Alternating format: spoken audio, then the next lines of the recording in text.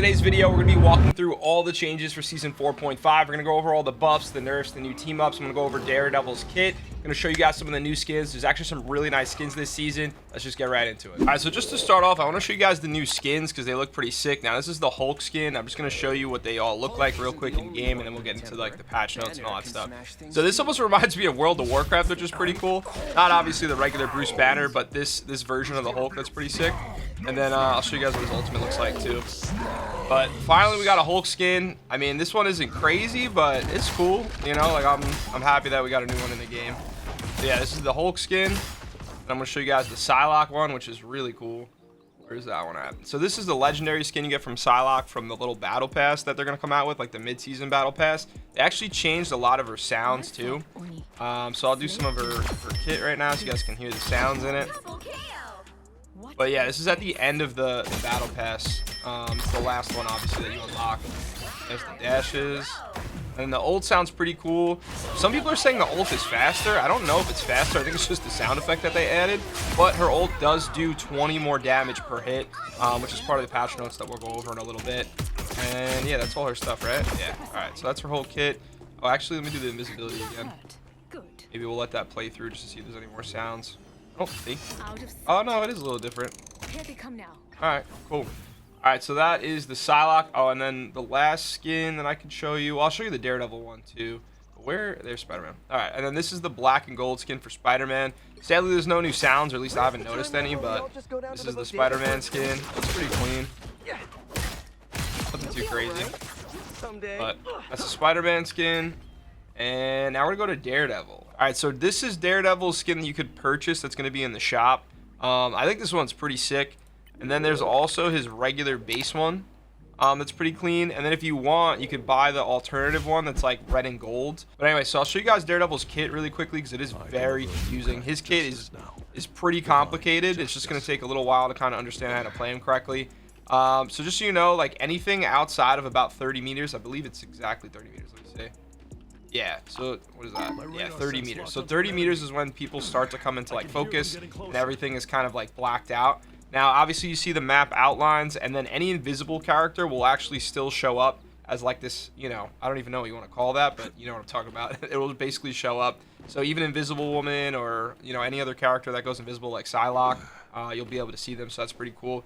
Now I'm gonna go over his kit. It's a little confusing, like I said. So we got his primary.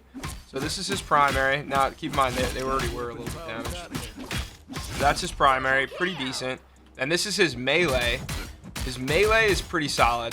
So there's gonna be a tech, but honestly right now you can kind of just button mash. But if you're just gonna do primary and melee, you can kind of get a little bit of a faster TTK. I don't really know if it's worth it, like clicking your ass off, but you know, you could do that. Then we have his right click, which is the block. You can block almost every ultimate in the game. You can block almost every projectile in the game. That is going to be super OP for Daredevil. So I'm excited to see how that's going to be used. Now, we're going to keep moving with his kit. So his shift ability, you actually pull an enemy a little bit towards you and you kind of meet them in the middle, but you can also use it as a grapple. So that was the grapple that he gets. Now I'm going to go over his, I forgot what is this called. Oh, the Devil's Chain and the Devil's Throw, but what is the actual ability called? Hold on. What's the E called? Oh, Internal Fury. All right, so you're basically using Fury. Now, just so you know, this is the Devil's Chain. Now, you can hit multiple enemies with this, and it does okay damage. I mean, it's not terrible. But the way that you recharge the Fury, which is in the middle, you actually either do it by his regular primary, or you also can do with his regular melee. And it'll recharge it. And recharge is pretty quick. So that's something I'm going to mention a little bit when we go over his ultimate, because it's super important. Now, the one thing to keep in mind with Devil's Chain and Devil's Throw, it kind of depends on how you use it. So you want to kind of line it up perfectly so you do the most amount of damage, because if you miss, it's not going to do that much, obviously, like right there. Let me just charge it back up, and then you'll see from a little bit further back how much more damage it did. So then we got Devil's Throw. Now, just so you guys know, when you're up close, it's not going to do that much damage. Just so you know, it's about 2.5 bars, and again, about 2.5 bars. You want to use this around 10 meters or further away. So I'll show you guys what I mean by that. It almost does like double the damage on the initial person, at least. So once he spawns back in, there we go. And you see right there, that's probably about 100 health, I would say. Maybe a little bit less, a little bit more. And then this is almost about the same, but the initial person you hit with Devil's Throw is basically going to get a hit twice as hard as before, so that's pretty nice. Then we got one of the most important parts of his kit, which is Sonic Pursuit, or the ability to like mark somebody. So it lasts pretty long. I think it lasts almost like 10 seconds. You guys can see the red bar on the right side there. But so what it does is it gives you a movement boost, and it also gives you a damage reduction against the person that you're fighting. So you constantly want to make sure that whoever you're fighting has, you know, the mark on them, so that way you get the movement speed boost. It can make them harder for you to get hit, and then also too, you're just not getting as much damage from them. So as long as you're kind of like calming with your healers, you're gonna be pretty good. Oh yeah, guys, so random side note, you can actually like run up walls and actually stall on them. So here, I'll just try to do it. So you basically want to hold your W key or whatever you're using to move forward, and then let go of it and just hold on to the space bar or whatever you're using, you know, to run up the wall. So, you know, it was cool. You can kind of aura farm with it. I'm glad that they added that at least. Now we're gonna get into the ultimate. The ultimate is a little crazy, so let me break it down for you guys. So the ultimate, they need to be looking at you, and you need to be like within 15 meters of them looking at you. It's very confusing. So why I'm trying to like explain this, because a lot of people are just like showing his ult and they're just going like this. So they're just like going up and meleeing people and doing damage. But there's actually a trick to his ultimate, so I want to show that to you guys. So basically, I'm gonna get my charge real quick. Now, as long as they're within about, actually this is the best way to explain over here. So you see how these bots are going back and forward? I'm gonna be within 15 meters about all of them. Now I'm gonna ult here. See how I'm only draining energy from one bot? And it's because he's looking at me. So what happens is, as soon as you're out of their line of sight, you're not getting like the health drain, and the health drain is actually really strong. So right here we'll do, is it 15? Let me just double check. Oh no, it's about what is that? It's about like 14, 15, whatever. I think it actually is 15 meters. I think I was just a little too far away just because they're, you know, a little separated. But so yeah, there you go. So it still works at 15 meters. Now that hand that's charging up, what that's doing is it actually is slowly blinding them and essentially making like a dark circle encompass them. But at the same time, you're draining a ton of energy, and you're actually gaining fury as well. So when you're in your ultimate form, you're gaining fury from the charge that you're getting just from the AoE effect of the ult. Now again, you got to keep in mind that they got to be looking at you. Like if you're behind them and you do this, it's not going to do anything. But the cheat code with this is that because you're going to be recharging your fury so quickly, you can use all of his other abilities. You just don't want to go like here. Let me show you. So now that I do this from behind them, it doesn't work. It's not doing anything. I can hear them getting closer. You know, so they have to be looking at you for it to be worth it. And the last thing I'm just going to show you with Daredevil is just how you want to pull everything together for his ult. So obviously you want to use your Sonic Pursuit at some point. You want to, you know, whatever main person you're going to go after. Then you're going to ult, and then you can just use Devil's Throw and just kind of combine them together like that. That would probably be the best bet in my opinion. And again, just making sure that you're marking in between each person that you're attacking, so you get that extra damage reduction and that movement speed, so it's harder for you to get hit. All right, so while we're on Daredevil, we're gonna go and do the team ups real quick. So I'm gonna show you both perspectives just so you guys can look and see what it is. So obviously Punisher is the one that gets the ability. Daredevil gets a damage bonus, and he also gets a health bonus. So with Punisher, he's just throwing, you know, essentially another grenade, but it's kind of like a flame, like pink grenade kind of thing. So Punisher gets a grenade that also does damage, but it actually slowly blinds them too. I think it only lasts for like a second or two though, so it's really not going to be that useful. The other thing that Punisher actually gets from this too is anyone that you mark actually will show up for Punisher too. So if you mark like an invisible Psylocke, Psylocke that went invisible, or you would mark an invisible woman, Punisher will actually be able to see them too. So that's a pretty cool tech. Honestly, I'm not a big fan of like two duelist team ups. Like we also got the Namor and Hela. I wonder if they're just trying it out this season. I'm not really a big fan of it, so I'll show you why with this too. So now with the Namor and Hela one, so Namor can have 4 total squids up and Hela can have 2 squids up. So now with the team up, Namor can have 2 squids up from his own, and he actually gets 2 different of the Wraith squids that pop up, but as soon as you get 2, the other one disappears. And then Hela can have 2 of her own actually. So as long as you get kills with it, you'll get, you know, Hela will get 2 squids, and then Namor will have 4 total. The problem is you have to get kills. So obviously it's going to be tough to get that many squids up at the same time. So I'm not sure how useful that part of the team up is going to be. However, there is a cool part with the ability that Namor gets, where he actually gets reduced healing on the enemies for about 2 seconds. Now, just so you guys can see in terms of the damage, pretty decent. I mean, maybe 120, 115 damage. And obviously you pair that with the squid, you're probably going to be able to eliminate any DPS in like 2 shots, just as you usually would with Namor, but at least you get a squid out of it. You can do the damage reduction, so you could focus the healers. So I don't know, this team up could be pretty useful. I'm waiting to see. It's just going to be tough where you're basically playing with 2 hit scans, so as long as they counter you, I don't know how useful it's going to be, but who knows, it's still early. And also, just so you guys know, they nerfed the Magik team up as well. I guess it was way too effective. So now basically the cooldown takes longer. It's about 20 seconds, and the maximum slow effect got decreased by 20%. So they used to slow you at like 60%, and now they're slowing you at 40%. So it's a little bit worse than before. All right, so we're gonna move on to the tanks just because they were first in the patch notes. Now Angela, when she dives down, she gets shields per enemy hit. They actually increased it by 10, so it used to be 30 and now it's 40. And for allies, I think it used to be, what was it, 15 and now it's 20. Well, let me just double check. Yeah, it was 15 and now it's 20 for the allies as well.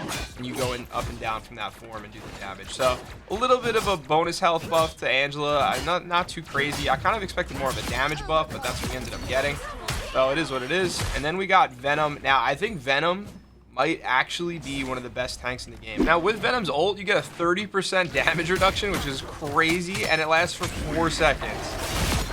So imagine you're fighting like a Luna, or you're fighting even like a Rocket or something in their ult. You're pretty much going to be able to one-shot most enemies in their ult, especially if you're calming that with your team. Now we're moving on to the Duelist. With Blade, we got a couple weird buffs. One really doesn't make sense to me. But so anyway, the first one, what they did was they increased his attack range with the shoddy dash, so it is a little bit further than before. You can reach I think it's like 2 meters more than you could before in terms of like how far you go with the dash. And then with his E ability, what they did was, it's kind of weird. It looks like it does less damage to me. I'll read it to you guys just so you understand what it says here. Increase the duration of each slash speed attack gained during Bloodline Awakening from 0.7 to 1 second. And new effect, now when you land all 4 whirlwind slashes, it grants 1 slash attack speed. So I don't know, I've played a lot of Blade and this just doesn't feel like it does as much damage as it did before. I could be completely tripping. You guys let me know down below in the comments, but I'm definitely going to test this out side by side after this and see, but it does feel slower to me. All right, then next up we got Human Torch. They actually nerfed him pretty good again. So with his shift ability, the first thing is they reduced this by 50. So this is his movement speed while he's flying like this. They reduced by 50. So it used to be 900, now it's 850. Now we're moving on to his fire clusters. So with this, they reduced the damage by 0.5 per like cluster. So now it used to do 5.5 and now it does 5. And then the main thing is, you see how long it took me to reload there? They actually changed the time that it takes to start resetting like his ammunition or whatever the fireballs are called in the middle. Now, Iron Fist might be pretty nasty this season, so let me show you guys why. So they buffed his, you know when you use his like right click and then it activates like the secondary ability, like that? They buffed that pretty good for tanks. So he's going to be more of a tank buster this season than he already was. So now we're going to use this on Groot here. So obviously this is his regular damage. I'm just going to show you guys in reference without using that attack. How long obviously it's going to take without doing anything other than the primary to get rid of Groot. Obviously way too long, right? So what they did was they raised the percentage by about 0.5. So it used to be 2.7 per strike, and now it's going to be 3.1 per strike. However, they reduced the damage from 9 to 8 per hit, like the base hit. But just look how fast you melt Groot. I don't know. I feel like this is a pretty big change, especially on somebody like Groot with a big health pool. So we'll see how good Iron Fist is this season, but I think it's going to be pretty solid. Then we got Mr. Fantastic. Now, if you guys didn't know, I just want to show you this real quick. They actually buffed his hit detection with cleaving now, so it works a lot easier than before. So we're already seeing a lot more Mr. Fantastic after that change last week. But this is going to be pretty nice. So now when you use his right click and you pull somebody towards you, you're actually going to immobilize them for a second. Kind of like with Bucky's new ability that they got added to his Trooper's Fist when he goes in and like dives forward with his fist. So they basically are going to get stunned. They're not going to be able to use movement abilities. It's just hard for me to show you guys right now in the practice range. But I think Mr. Fantastic might be a better pick next season. Then we got Jean Grey. I think they just nerfed our girl Phoenix into the ground. So with Jean, you used to be able to do the Beyblade tech. That is completely gone. So first, I want to show you with her melee. Her melee does not stack or count as spark damage anymore, which I feel like might be too much. But obviously, that you're not going to be able to do the Beyblade tech just because you're not going to do that much damage. You're not better off meleeing anymore, or melee speed. Like, this just is a regular nerf to her melee in general, not even just the tech. Because now her melee is going to be so much weaker than it was before. Then on top of that, now when you use her Dark Ascent and you get out of it, you have a 1-second cooldown, so you obviously can't do the tech for that reason either. And then to top it all off, you used to be able to recharge your ammo with Dark Ascent. Like right here, I'm 2 out of 12, and now I'm in Dark Ascent. I'm not recharging anything. So to me, this is a huge nerf to Jean Grey. And then on top of that, Hela got buffed. So now you're really not going to see Phoenix anymore. We're going to see more Helas again. And then with Hela, what they did was they made it quicker for her to go into her shift ability, which is really nice because it did take a while. And now she generates 25 bonus health as well. So I think we might be seeing a lot of Hela this season. But then we got a pretty nice buff to Psylocke. They did 2 things to her ultimate. So one is they increased how fast she can move while she's dashing around. So I believe she gets in an extra hit that she didn't used to get in before, because it was 30% slow rate. Now it's a 15% slow rate. So I guess as long as they're close together, you're going to be able to get more hits in. And then also, too, each hit now does 20 more damage. So it used to do 150, and now it's doing 170. So Psylocke might be a lot better this season, too. All right, so then we got the strategist changes. So now, first off, Cloak and Dagger, her ultimate is now going to be about, what is it, 200? Yeah, it's going to be 200 slower than before. So now it's going to take 200 more ult charge to be able to get her ultimate, which is, I think, kind of needed. She does get her ult pretty quickly compared to a lot of strategists, so I'm kind of glad to see that. And then we got Rocket, who might now be one of the best strategists in the game after this change. So in the past, when Rocket had his ultimate ability, it would only do 40% damage boost, but it didn't do any healing.